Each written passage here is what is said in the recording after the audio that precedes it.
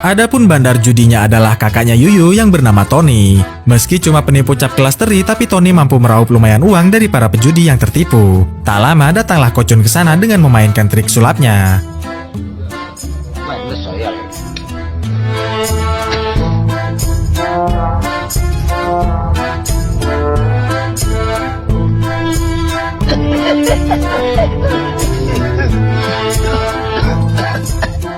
Karena Tony ini orang yang curang, maka Ko Chun pun menghipnotis Tony terlebih dahulu.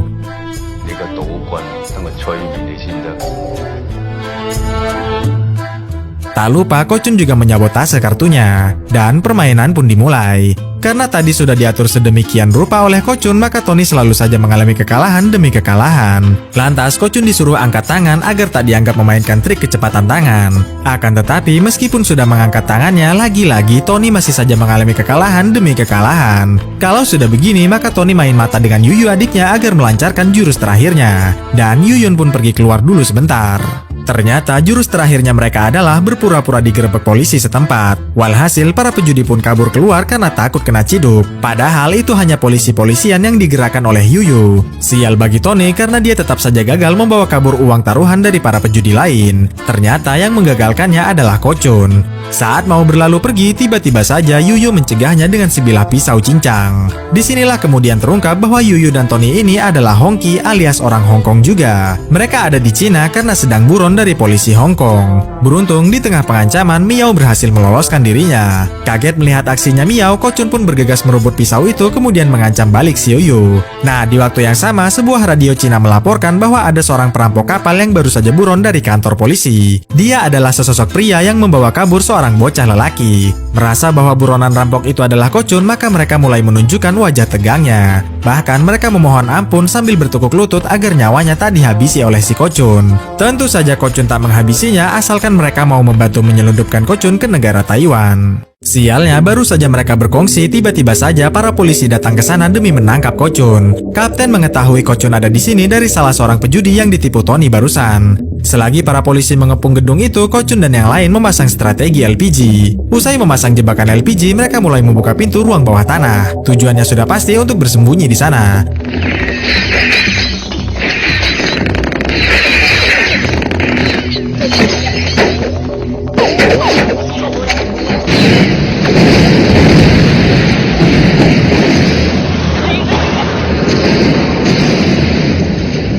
Meski sudah hancur lebur begitu, Kapten tetap menyuruh kacungnya untuk mencari Ko Chun dan Miao. Kalaupun ternyata sudah mati, setidaknya temukan saja jenazahnya.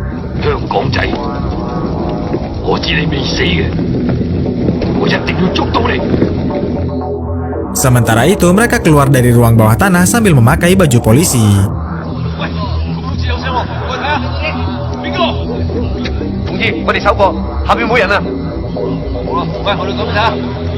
Mereka memang punya banyak seragam ini untuk digunakan membuat polisi-polisian yang tadi saat mau mengusir para pejudi dari tempatnya. Agar tak bergerombol, maka Tony serta pamannya mau berpencar dulu dan akan bertemu di tempat yang sudah dijanjikan. Sedangkan Ko Chun menggendong Yuyu yang kakinya sempat cedera. Tapi sial, paman Tony sempat terciduk oleh polisi. Tentu saja Kapten hendak menginterogasinya. Namun di waktu yang sama datanglah utusan pemerintah pusat untuk membantu memecahkan kasus ledakan kapal yang viral itu kepada seseorang bernama Posing. Ternyata Posing inilah orang yang disebut Ko Chun sebagai satu-satunya sosok yang mampu mengalahkannya. Adapun alasan pemerintah memasrahkan kasus ini pada Posing adalah karena Posing punya kemampuan gaib untuk membuat orang jadi berterus terang.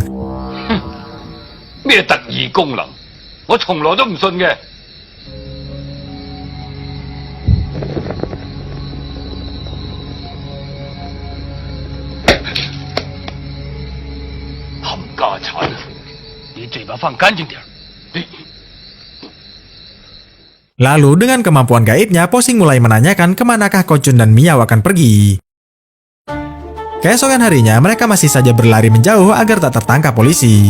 Nah, di saat mereka sedang istirahat inilah, Ko Chun mengetahui jika Yuyu ini mengagumi dewa judi. Ko Chun sendiri tak mau mengakuinya karena dia sudah bersumpah pada istrinya untuk selama setahun tidak mengakui jati diri dewa judinya. Tak lama, Tony datang untuk mengajak kabur lagi karena polisi sudah mendekat menuju mereka. Di tengah-tengah pelarian, Yuyu bilang bahwa punggung Ko Chun ini seperti punggungnya dewa judi. Sudah pasti Ko Chun tak mengakui dan ngeles kemana-mana. Meski Ko Chun tak mengakuinya, tapi di dalam hayalnya Yuyu sedang berdansa romantis bersama dewa judi yang sosoknya mirip dengan Ko Chun. Sementara itu, para polisi mulai mendapati sosok Tony. Melihat itu, kapten yang gergetan pun jadi mau turun tangan.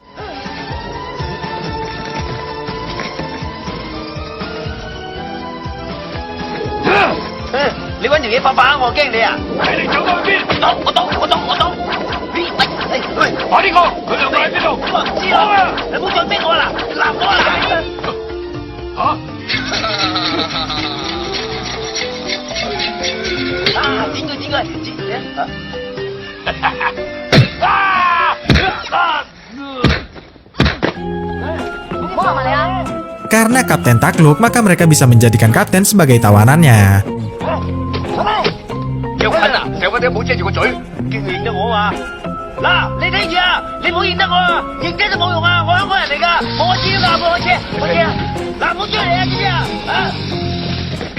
Di malam harinya, Tao Kun yang sudah dipenjara kedatangan Posing, orang yang ditunjuk pemerintah untuk memecahkan kasus ledakan kapal itu. Posing bilang bahwa dia pernah sekali mengalahkan Dewa Judi saat dia bertanding di Beijing dulu. Posing mengubah kartunya dan Ko Chun langsung berlalu pergi dari pertandingan. Lantas Posing bersedia melepaskan Tao Kun asalkan dia diantarkan menuju Xiuche bosnya yang ada di Taiwan itu.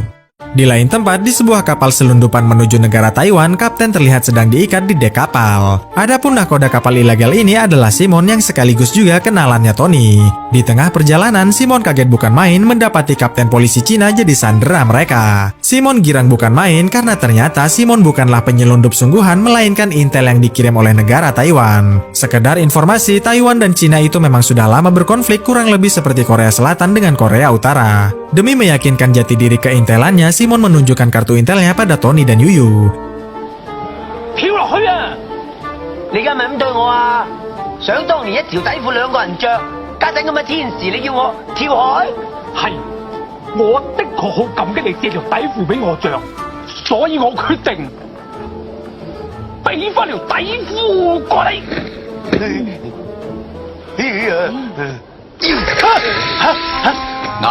冇喐啊！我支信號槍打中你，你即刻變燒豬。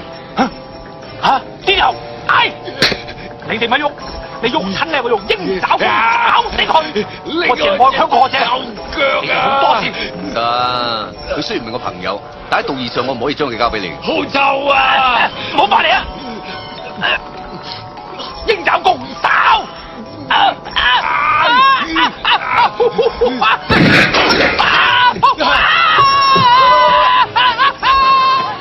！Sayangnya, Ko Chun hanya berhasil menangkap kartu intelnya saja.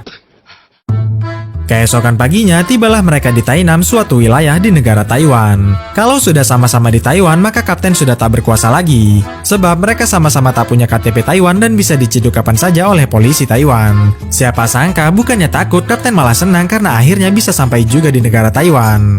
Kemudian, Tengki si penjual sosis menawarkan judi pada mereka. Langsung saja Tony yang suka judi pun menyanggupinya. Permainannya sendiri sebenarnya sangat mudah. Jika jarum kompas itu menunjuk ke uang kertasnya, maka mereka pun akan jadi pemenangnya. Sialnya, diam-diam Tengki menggunakan magnet untuk mencurangi mereka. Tapi untungnya jarum kompas itu tetap saja menunjuk ke arah uangnya.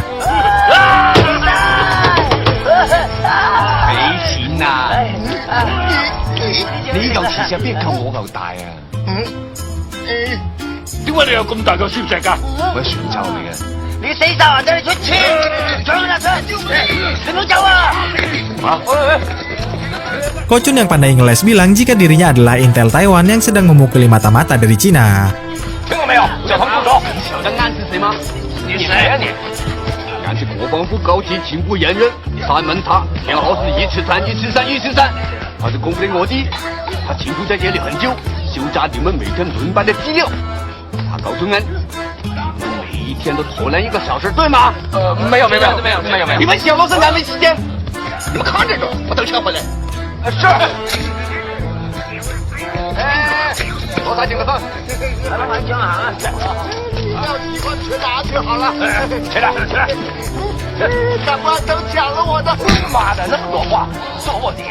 Usai berhasil menipu petugas, mereka langsung dijemput oleh mobilnya Qingmi. Tentu saja Yuyu dan Miao yang girang bergegas ke sana. Sialnya, mobil itu bukanlah mobilnya Qingmi. Walhasil mereka pun diculik oleh orang-orang tak dikenal. Menurut Qingmi, mereka adalah kacungnya Xiuche yang akan menyekap sandranya ke dalam kasino pribadinya.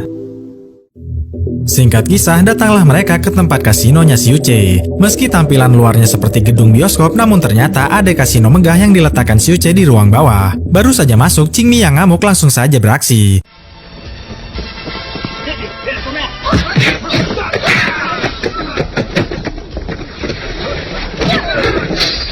Tak lama, turunlah Xiuche ke sana demi menghadapi Qingmi. Pertama kalinya melihat sosok Xiuche, Kochun langsung mengingat kenangan pedih akan kematian istrinya dan bayinya yang sangat mengenaskan itu. Xiuche menantang Qingmi untuk berjudi karena memang Xiuche tak mengenali wajah Kochun si dewa judi itu. Kalau Qingmi menang, maka Xiuche berjanji akan melepaskan sandranya. Dan Qingmi pun menyanggupinya. Tapi sebelumnya, Qingmi mau buka baju dulu mungkin karena gerah. Tony sendiri sampai mimisan melihatnya. Adapun judi yang dimainkan adalah mencari kartu terbesar. Tapi diam-diam Xiuche menyembunyikan kartu as tertinggi di lengannya. Untungnya Kochun melapor pada Tony bahwa dia telah melihat kejadian curang itu. Walhasil Tony usul untuk mencari kartu terkecil saja. Dan Xiuche pun memasukkan kartu asnya dalam-dalam. Kochun sempat berbisik pada Tony untuk merencanakan sesuatu.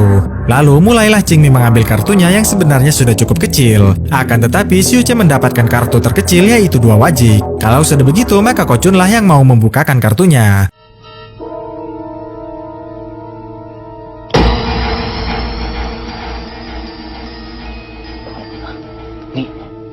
你咩啫？唔通一副牌入邊有2隻街天碟？海棠，你身旁有这样的高手，恭喜恭喜！咁你仲放人？ Selagi Kachun hendak melepaskan sandranya, tiba-tiba Xiuche merasa mengenali wajahnya Kochun. 你好面熟，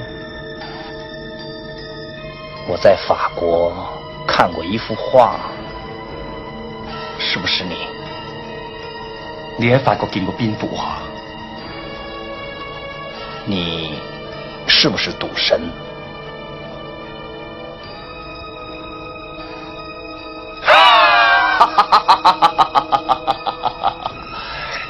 你真係有眼光，冇錯，我的確係賭神，攞走你！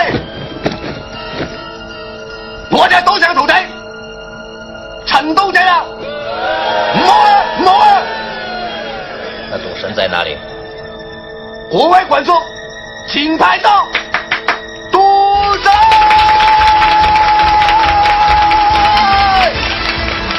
吓？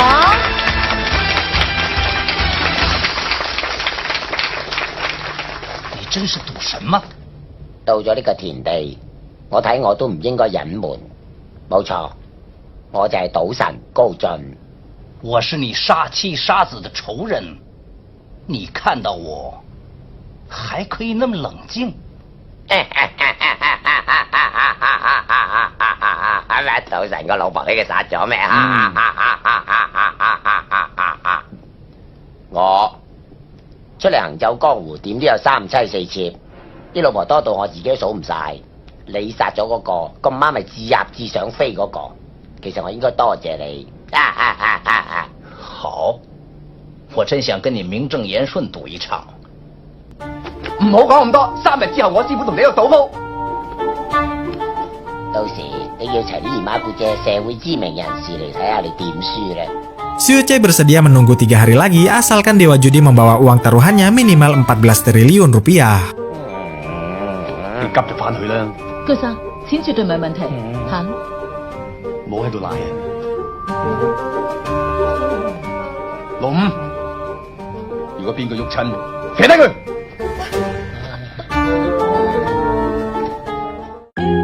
Di malam harinya, mereka pun tinggal di sebuah rumah yang telah disediakan oleh Qingmi. Tony sendiri menikmati perannya menjadi dewa judi karena akhirnya Tony bisa berduaan dengan Qingmi. Yuyu langsung protes pada Kochun yang malah bermain sandiwara rumit seperti ini. Kochun hanya bilang bahwa ini memang terpaksa harus dilakukan.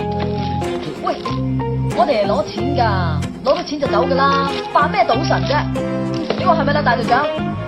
要我龍五，你都黐埋，我就。 Daripada protes terus, maka Kochun pun menggendong Yuyu masuk ke dalam kamar.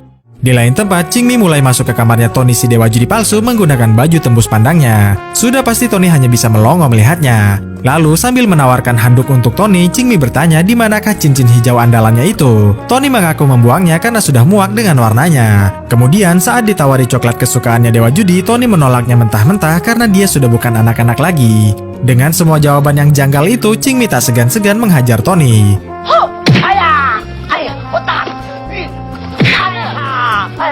Mendengar ada suara ribut, sudah pasti Kochun mau menghampirinya. Qingmi tahu semua kepalsuan Tony karena Tony tak punya cincin hijau, tak makan coklat, bahkan tadi sempat bersedia difoto olehnya. Beruntung ada Kochun di sana.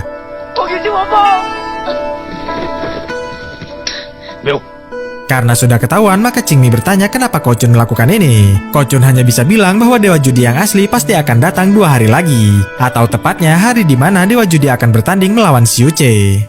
Di lain tempat, Xiuche mengobrol dengan ajudannya yang pernah tertembak saat Kochun bersumpah di depan mayat istrinya. Ajudan membenarkan jika memang Posinglah satu-satunya orang yang pernah mengalahkan dewa judi. Karena ajudan mendengar sendiri sumpahnya dewa judi itu kepada mayatnya Sarla. Lalu masuklah Xiuche ke kantornya yang ternyata sudah ada Tao Kun di sana. Bukannya senang atas tindakannya, Xiuche malah marah besar karena Tao Kun telah menghabisi nyawa Blacky bosnya. Xiuche sendiri enggan menghabisi nyawa bosnya karena tak mau dicap sebagai pengkhianat geng. Nah, di saat Tao Kun mau ditembak inilah Posing mulai memperkenalkan dirinya. Tentu saja Xiuche bertanya kenapa Posing ingin membantunya. Posing bersedia membantu memenangkan Xiuche asalkan Xiuche mau memberinya uang sebesar 720 miliar rupiah karena dia mau bermigrasi ke Amerika Selatan. Lantas Xiuche pun minta bukti akan kehebatannya Posing, dan mulailah Posing memainkan trik sulapnya.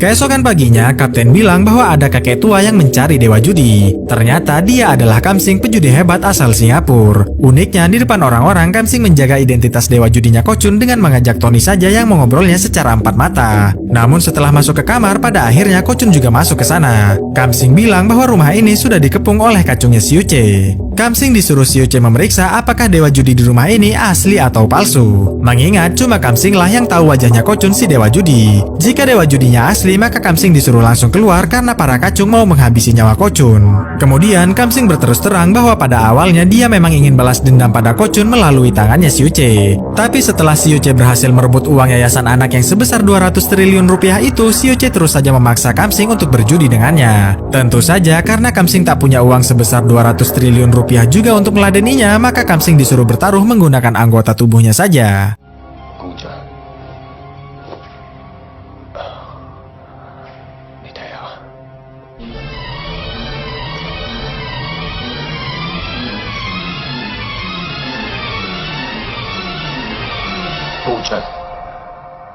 我今生今世都報唔到仇，我求你一於要贏咗佢，同我出翻啖氣。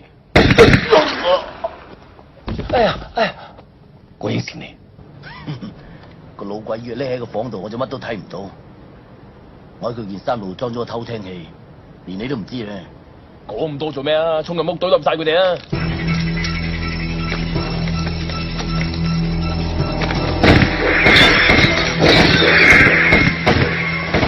Beruntung sekali di tengah kegentingan, kacung-kacung Qingmi juga hadir ke sana.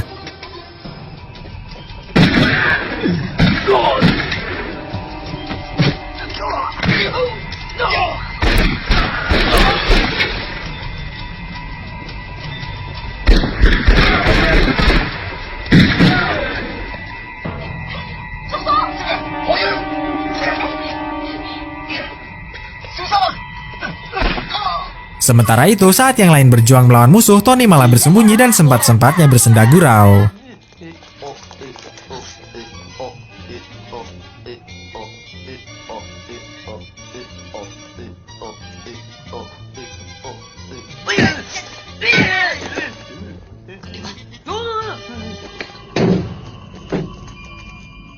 Kemudian saat Kochun dan Miao terdesak, tiba-tiba saja hal ini terjadi.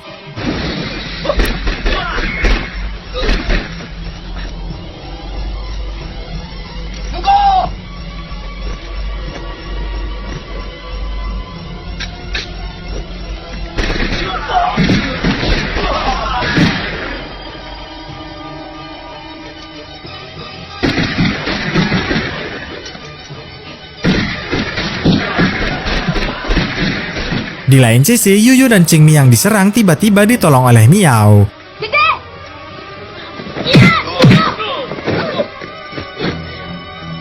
姐姐，佢隻手爸爸個衰人啊！姐，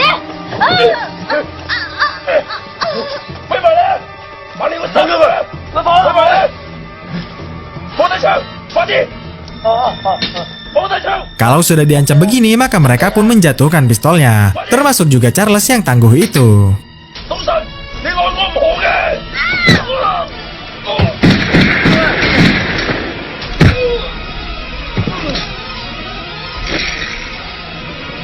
呀！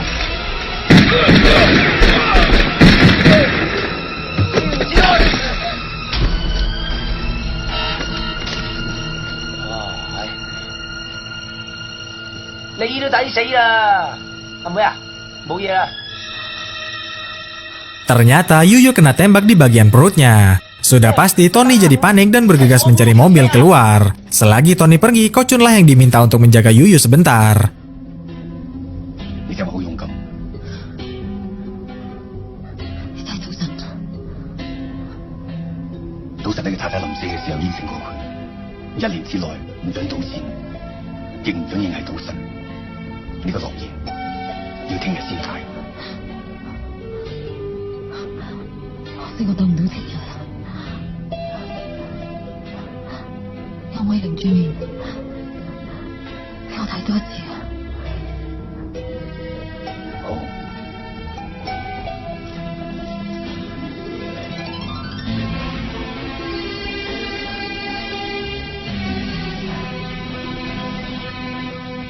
Nah, selagi Kochun membiarkan Yuyu melihat punggungnya, Yuyu minta Kochun untuk memberikan foto ini kepada Dewa Judi. Yuyu ingin Kochun bilang pada si Dewa Judi bahwa di belahan dunia ini ada seorang gadis yang sangat mempunyainya sedari lama. Dan Yuyu pun meregang nyawa.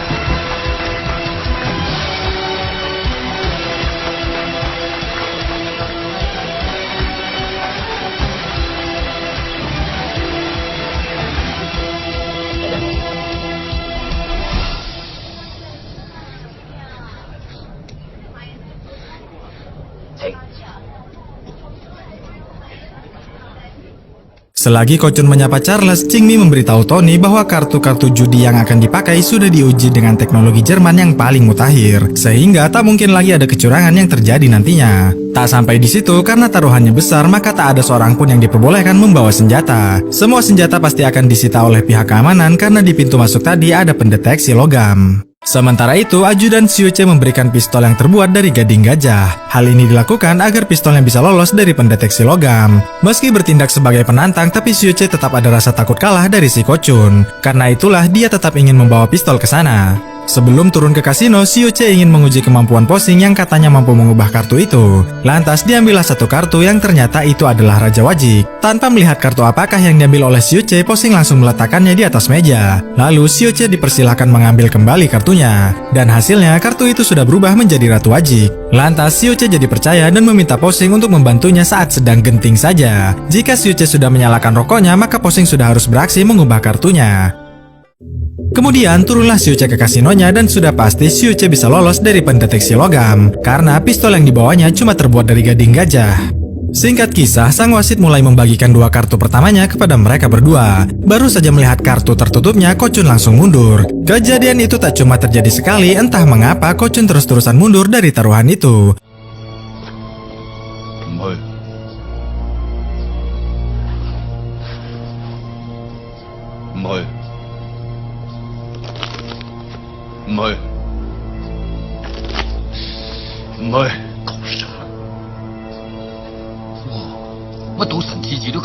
Menurut Qingmi, pasti Kocun hanya sedang mempermainkan psikologisnya Xiuche saja. 我知啦，賭神知道對方啲氣功強。你就好似識咁喎。啊，賭神仲唔變超級撒亞人嘅？咩話？切，大陸都有龍珠睇噶嘛。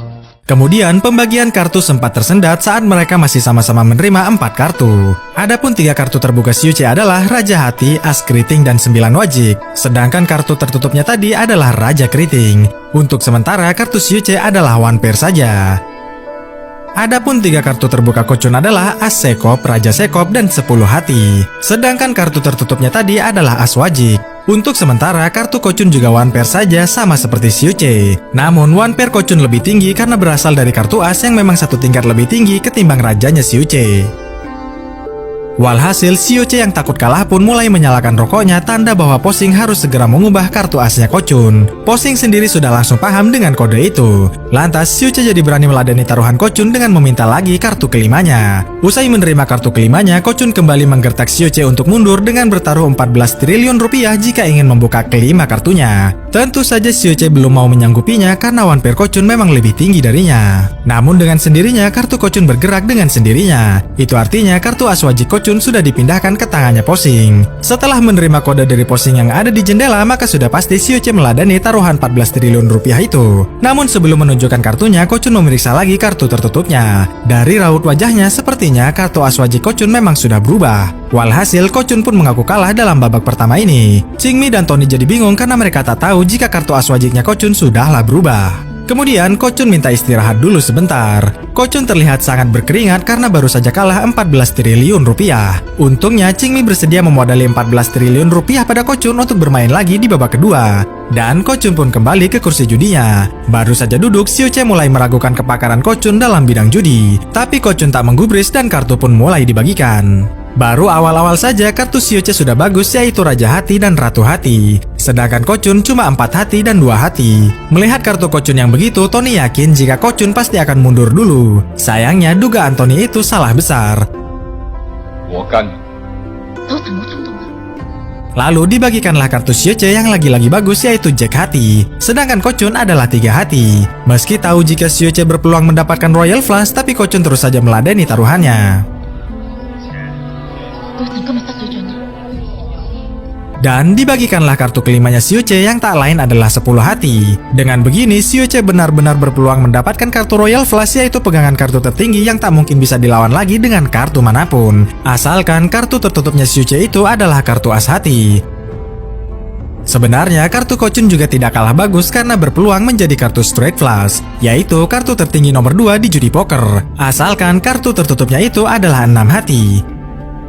Akan tetapi, habis makan minum kopi, sebenarnya disinilah letak drama dan keseruannya dari film ini. Jadi, pertandingan ini bisa juga disebut sebagai pertandingan perebutan kartu As Hati. Bagaimana tidak, jika ternyata Kocun lah yang punya kartu As Hati, maka bisa dipastikan kartu Xiuche lah yang akan kalah. Karena secara otomatis, kartu Xiuche pasti akan turun kasta jika tanpa kartu As Hati. Katakanlah turunnya cuma 1 tingkat saja, yaitu jadi Straight Flush, yang artinya kartu Kocun dan Xiuche adalah sama. Namun tetap Kocun lah yang menang karena Straight Flush dengan kartu As itu pasti selalu diunggulkan. Hal ini didasarkan pada undang-undang kartu rendah kota Kansas alias Kansas City Lowball Rules.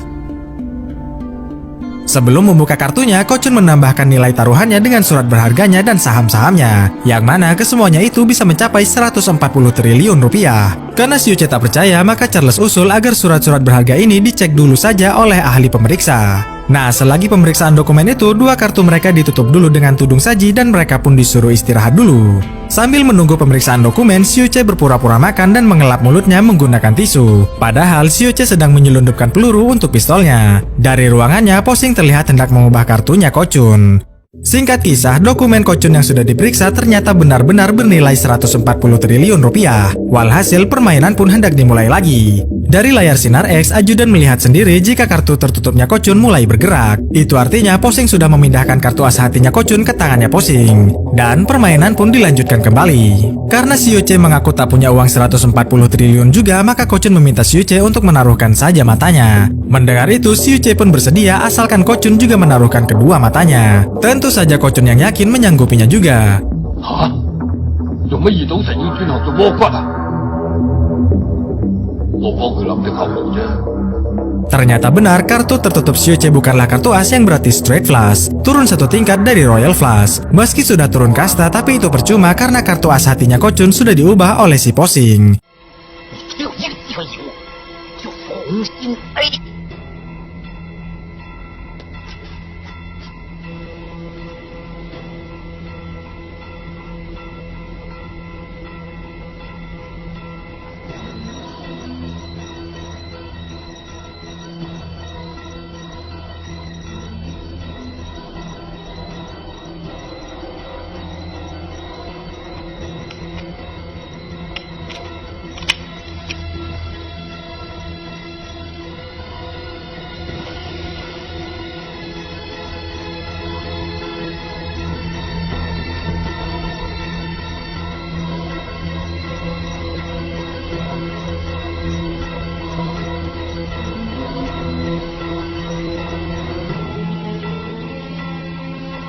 鬥小子，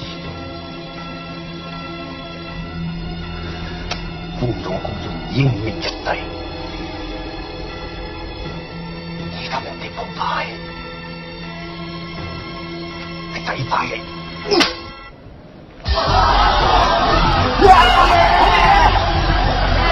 呢個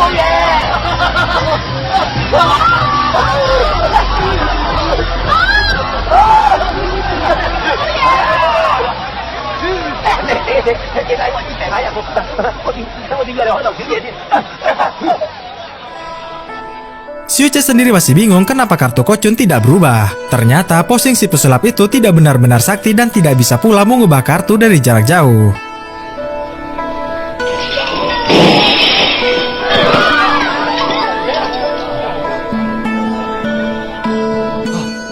張寶成啊！佢根本唔係張寶成，佢只不過係我一個好朋友。佢係全中國最出名嘅魔術師，小平叔贏橋牌都係靠佢。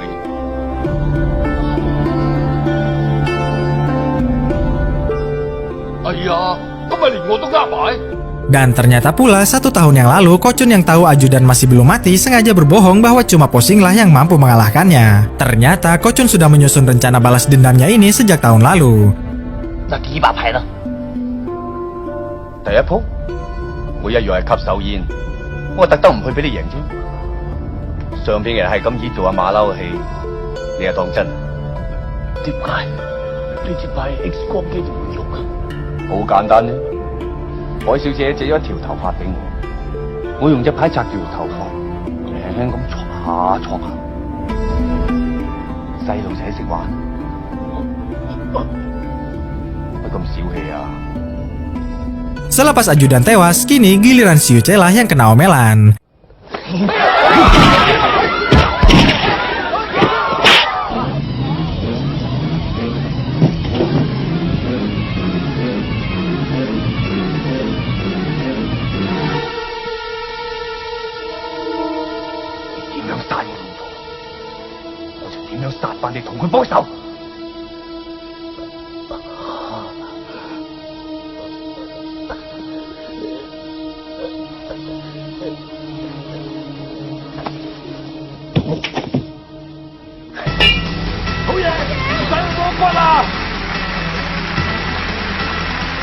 唔該晒你，唔該。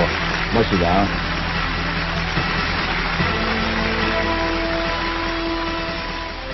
阿春啊，咩事？咦？我以為你生出嚟冇眼淚嘅添。我真係幾驚你輸晒我啲錢。